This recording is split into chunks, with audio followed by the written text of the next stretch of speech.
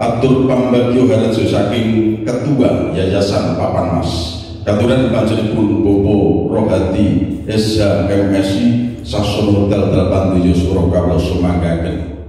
Kita mengadakan acara silaturahim ini dianggap penting menurut kita.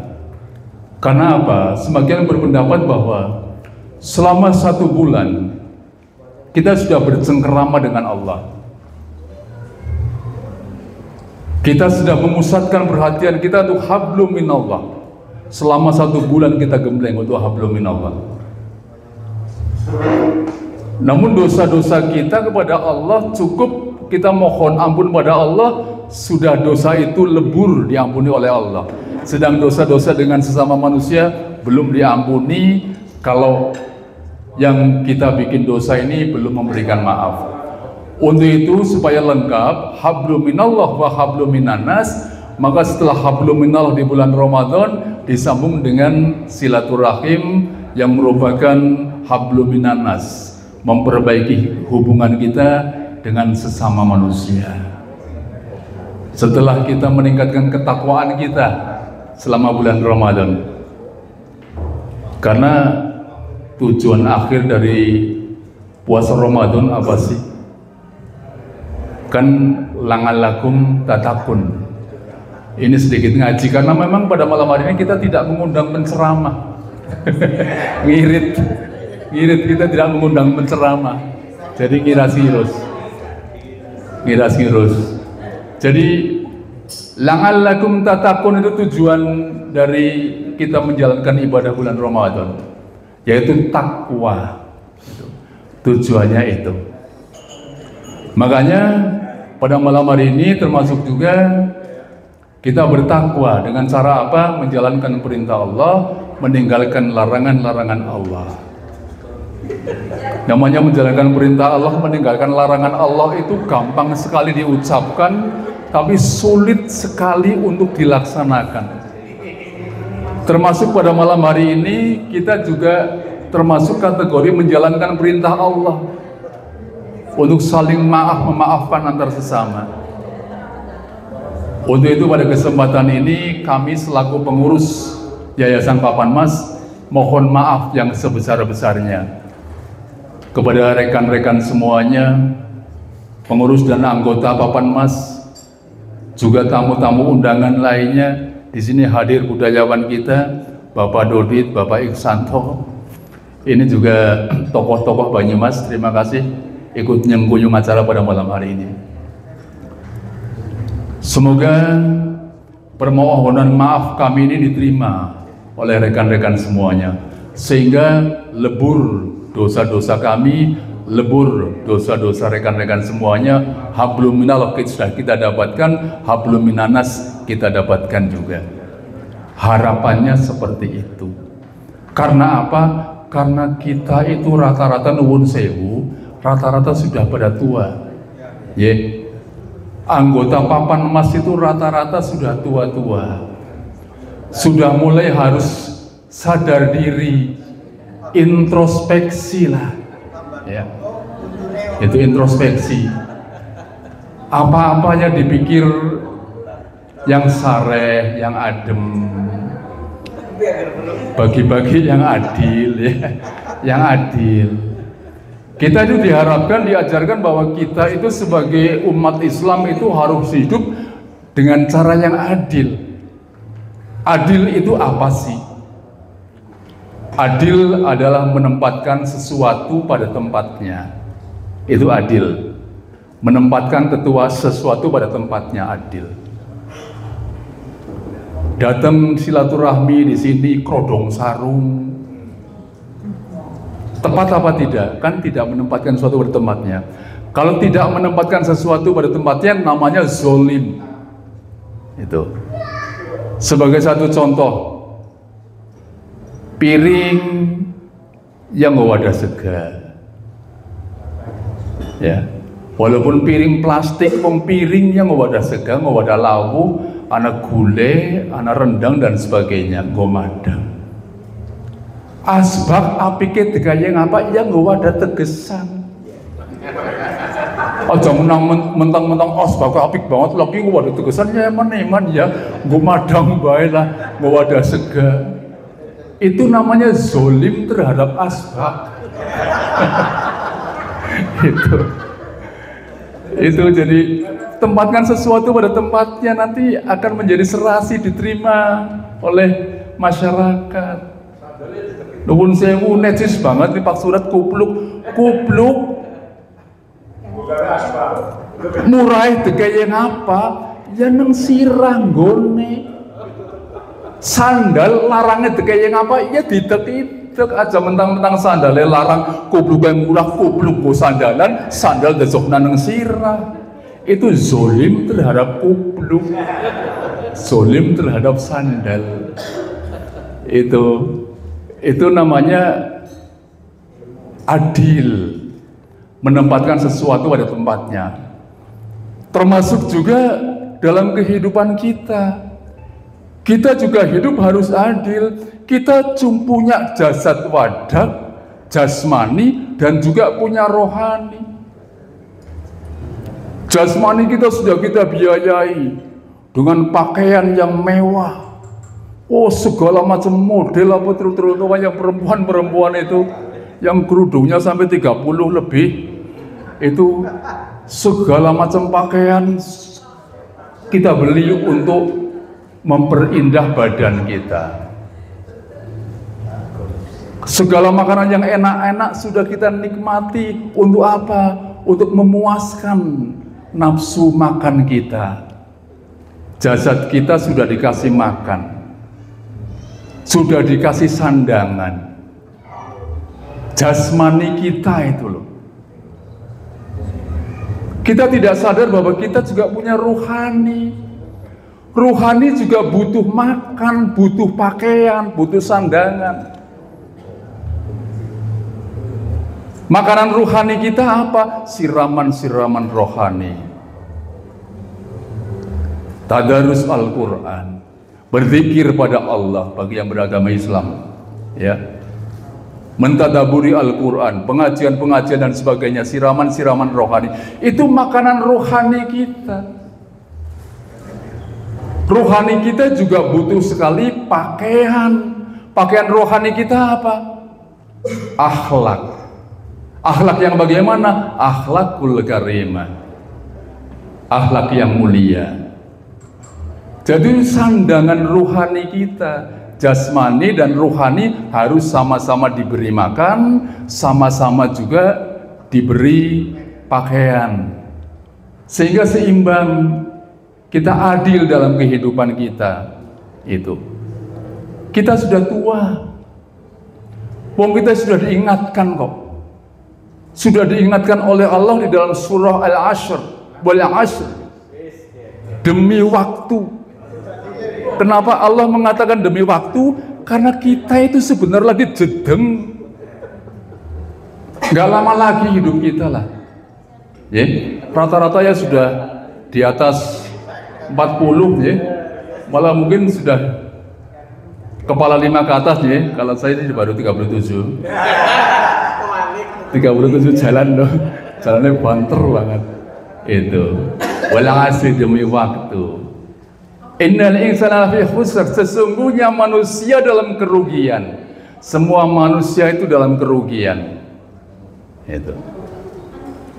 Kalau yang tidak memanfaatkan, makanya dikatakan bahwa kalau hari ini itu lebih baik dari hari kemarin, namanya orang yang beruntung.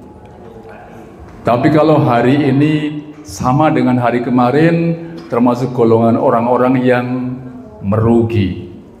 Kalau hari ini lebih jelek dari hari kemarin, berarti golongan orang-orang yang celaka. Apakah kita sama dengan kemarin? Kadang-kadang kita lebih jelek dari yang kemarin, Pak Aris. Dan itu kadang-kadang lebih jelek dari yang kemarin, karena memang hidup itu banyak sekali penyakit-penyakitnya, banyak sekali virus-virusnya. Ada yang virus senja, Senenge karo janda,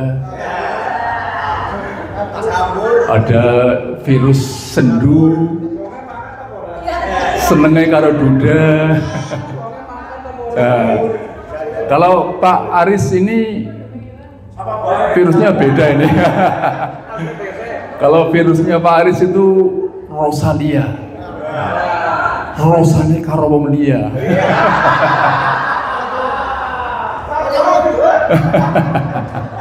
Itu dulu. Sekarang sudah berbeda lagi. Itu. Yeah. Untuk itu mari kita mulai berintrospeksi diri. Apakah kita akan mengakhiri kehidupan kita dengan husnul khotimah, akhir yang baik, ataukah kita akan mengakhiri kehidupan kita dengan syu'ul khotimah, akhir yang buruk? Itu tergantung kita. Tergantung bagaimana innamal a'malu binniyat yang kita miliki. Bagaimana niat kita?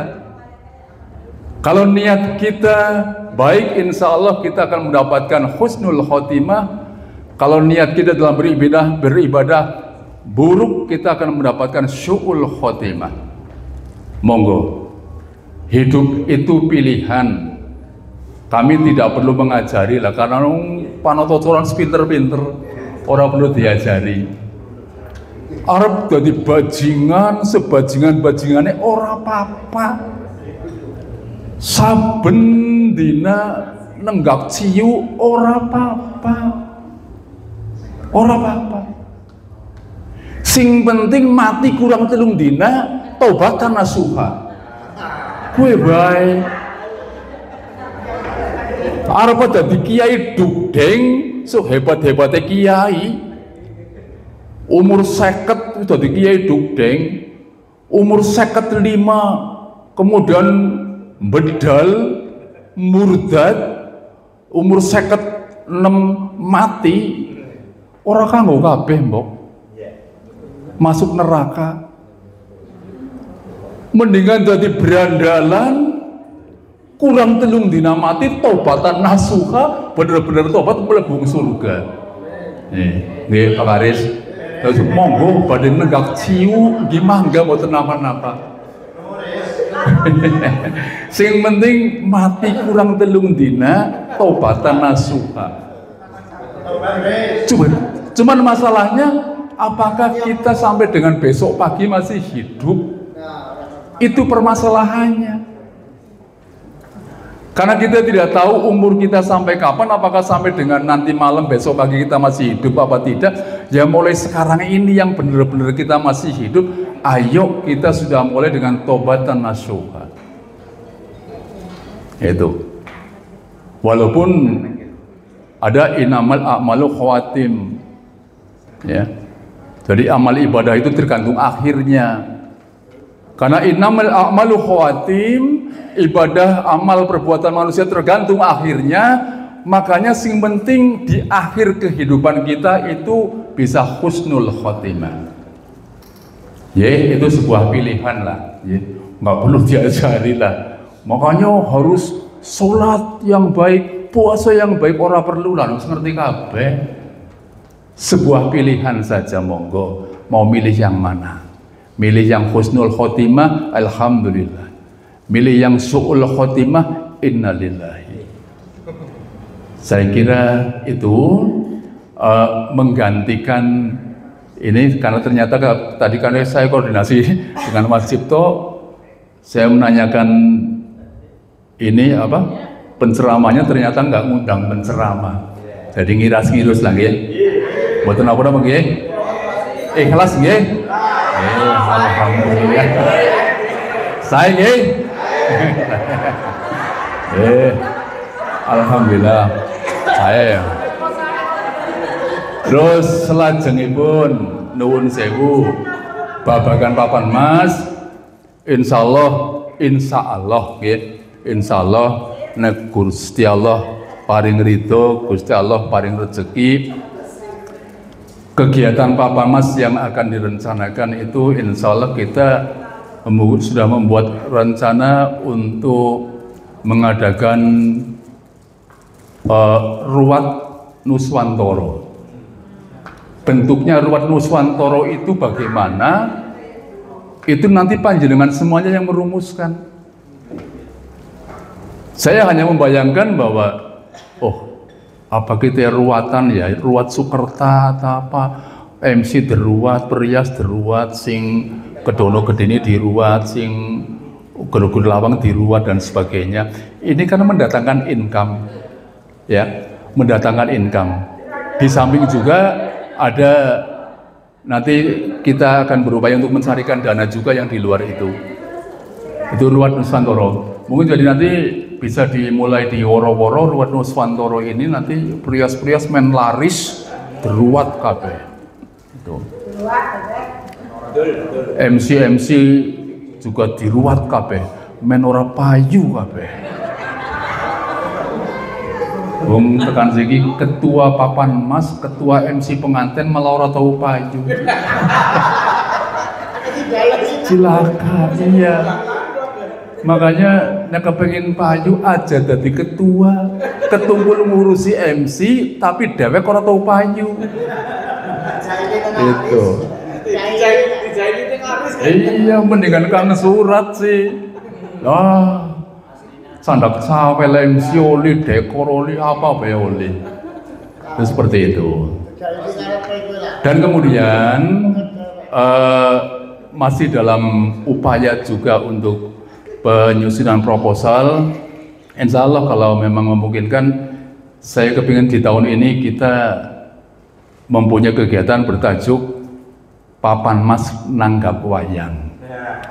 Itu. Mohon doa restunya, semoga itu semua terwujud, karena itu semuanya menyangkut Jerbasuki Mawobeyo. Yaitu dibutuhkan dananya, dan kita mengupayakan dana-dana tersebut semoga bisa clear semuanya sehingga kegiatan bisa berjalan sesuai yang direncanakan. Kiranya itu sedikit sambutan dari saya, mohon maaf diselingi dengan tausiah ala kadarnya, nuwun sewu, supaya tidak ruhnya silaturahim ini tidak menjadi kabur. Kiranya itu, terima kasih. Billahi taufiq wal hidayah. Wassalamualaikum warahmatullahi wabarakatuh.